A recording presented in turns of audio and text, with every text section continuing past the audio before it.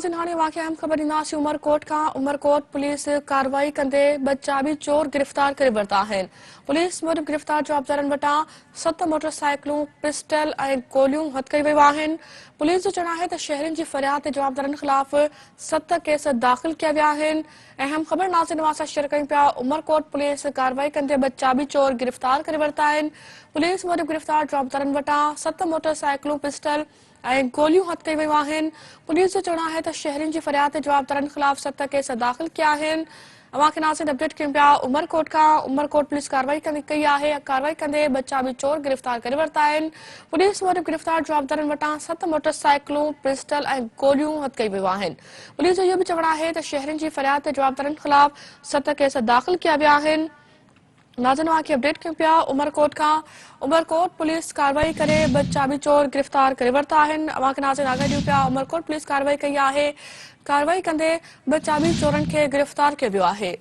Police मूजिबि गिरफ़्तार जवाबदार वटां 7 मोटरसाइकिलूं, पिस्टल ऐं गोलियूं हथ कयूं वयूं आहिनि। पुलिस जो चवणु आहे त शहरियुनि जी फ़रियाद ते जवाबदारनि ख़िलाफ़ 7 केस दाख़िल कया विया। उमरकोट पुलिस कार्रवाई कंदे 2 चाबी चोर गिरफ़्तार करे वरिता आहिनि।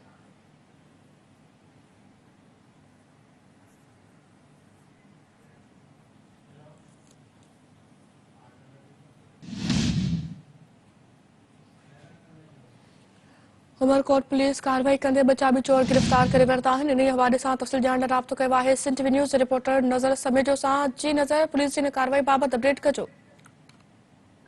जी बिल्कुल उमरकोट में पुलिस की कार्रवाई 2 चाबी चोर जो सोगा थी 7 मोटरसाइकिल जो है चोरी कयल मोटरसाइकिल एक पिस्टल 5 गोलियों जो हथियूं कयूं ऐसे जो सिटी अतंग लगाई तीन जो कार्रवाई कई शहर के मुख्तलिफ हंधनि खां चोरी कयल 7 मोटरसाइकिल हथी करी 2 ॼणनि खे गिरफ़्तार करे वरितो है। पुलिस जो गैंग के मुख्त जवाबदार जो सिंधड़ी वासी चतू गोठ उमरकोट के वेझो गोठ जो वलार है उनजो भी वासी उते जो वासी के गिरफ़्तार करी वरितो है। मोटरसाइकिल चोरी कंदड़ गैंग जे जो है ॼणनि खे 2 ॼणनि खे जो गिरफ़्तार करी कब्ज़े में शहर के मुख्तलिफ हंधनि सां चोरी कयल 7 मोटरसाइकिल, 1 पिस्टल 5 गोलियों जो बरामद कयूं वियूं आहिनि।